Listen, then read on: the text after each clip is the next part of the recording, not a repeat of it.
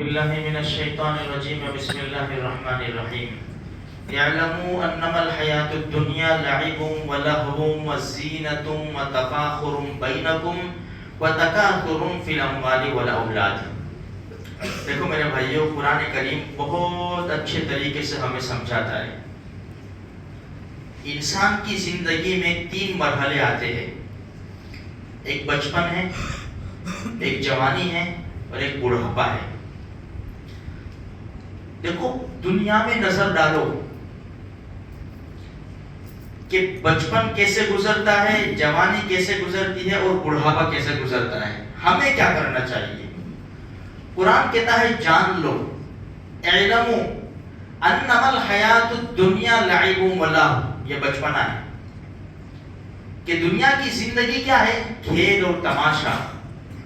بچے کھیل رہے، تھوڑا سا وقت کیا ادھر ادھر گئے، ان کا یہ جو زمانہ ہے نا، کھیل کا زمانہ ہے، وہ کھیل رہے. اب جیسے اچھا اس میں خوشی غم دونوں آتے ہیں، ہارے جیتے یہ وہ سب ہم سب جانتے ہیں. جیسے جوانی نے قدم رکھا تو پھر اب فیشن آئی. فیشن وزینۃ وتفاخر بینکم. فیشن اور فخر، میں کیسا لگتا ہوں، میں کیسی لگتی ہوں، میرے کپڑے ایسے، میرا میک اپ ایسا، میری چپل ایسی، میری گاڑی ایسی. فخر.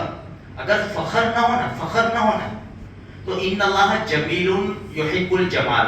اللہ خوبصورت ہے، خوبصورتی کو پسند کرتا ہے. کوئی انسان یہ چاہے اپنی فطری طور پر میرے کپڑے اچھے ہونے چاہیے، میری گاڑی اچھی ہونی چاہیے. فخر نہیں ہے، بس اچھا ہونا چاہیے، میرے کو ایسا اچھا لگتا ہے. اللہ نے نعمتیں دی ہے، استعمال کرے. یہاں ہو رہی ہے فخر کی بات کہ جب جوانی نے قدم رکھا تو فیشن آئی اور فخر آیا. جب جوانی ختم ہوئی اور بڑھاپے میں قدم رکھا، تکاثر فی الاموال والاولاد. اب مال اور اولاد کی زیادتی کے اوپر فخر ہے. میں تو پوری زندگی یہ کیا، میرے پاس اتنا ہے، فلاں گاڑی ہے، فلاں بنگلہ ہے، فلاں پراپرٹی ہے، بینک بیلنس اتنا ہے، میری اولاد یہ ہے، ایک بچہ وہاں ہے، ایک بچہ فلاں جگہ ہے، اس نے یہ ڈگری حاصل کی ہے، اس نے یہ کیا، اس کا اتنا پگار، اس کی اتنی سیلری. یہ اب قرآن آگے کہتا ہے کمثل غیث اعجب الکفار نباتہ. مثال کیسی ہے؟ کسان نے کھیتی کی ہے، کھیتی لہلہا اٹھی، اس کو دیکھ کر بڑا خوش ہوتا ہے، اب مزہ آئے گا. لیکن قرآن کہتا ہے ثم یہیج، ایک ہوا چلی، فتراہ مصفرا، اس کو پیلا کر دیا، ثم یکون حطاما، پھر ریزہ ریزہ کر دیا اس کو. ساری امیدوں کے اوپر پانی پھر گیا، ختم. بس دنیا کی زندگی یہی ہے. اگر دین کو چھوڑ کر کھیل تماشا، فیشن، فخر و غرور کے نعرے، مال اور اولاد کی زیادتی کے اوپر فخر، اخیر میں کیا ہوگا؟ موت کا جھٹکا لگے گا. جس طرح کسان کی کھیتی کے اوپر ایک ہوا کا جھونکا آیا، وہ برباد ہو گیا، یہاں موت کا جھونکا آئے گا. ابھی انسان پڑا ہوا ہے، سب کچھ موجود ہے، سب موجود ہے، لیکن دنیا کی زندگی کہاں لگا دی؟ دنیا میں سب ہے، پڑا ہوا ہے. نہ بنگلے کام آ رہے، نہ گاڑیاں کام آ رہی، نہ بینک بیلنس کام آ رہا ہے، کچھ بھی نہیں، پڑا ہوا ہے.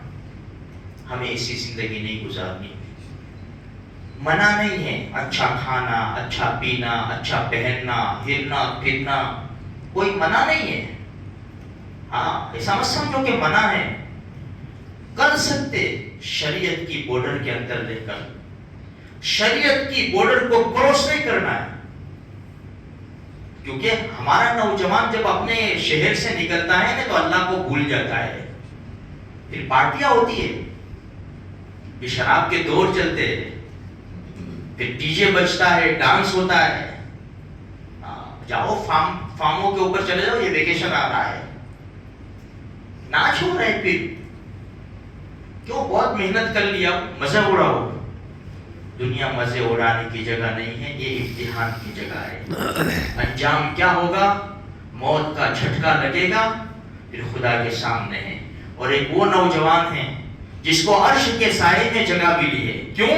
شاب نشأ فی عبادت اللہ تعالی.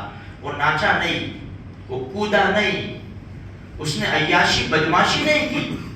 اللہ نے موقع دیا، نمازیں پڑھی، اس نے تہجد پڑھی، قرآن کریم کی تلاوت کی، روزانہ 1 پارہ 2 پارہ، اللہ کو راضی کیا.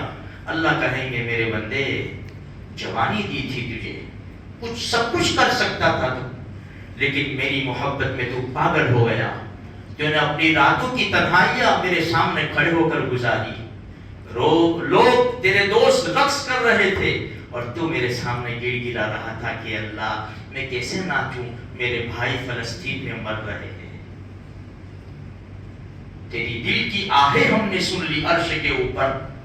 جاؤ ہمارے عرش کے سائے میں تم کو ہم جگہ دیتے ہیں، اور ہم اپنے نبی محمد رسول اللہ صلی اللہ علیہ وسلم کے ہاتھوں جام کوثر پلائیں گے، پل صراط سے پلک جھپکنے کے مقدار میں پار کر دیں گے اور بغیر حساب کتاب کے جنت میں داخل کر دیں گے. اللہ مجھے آپ کو سارے مسلمانوں کو نصیب فرمائے.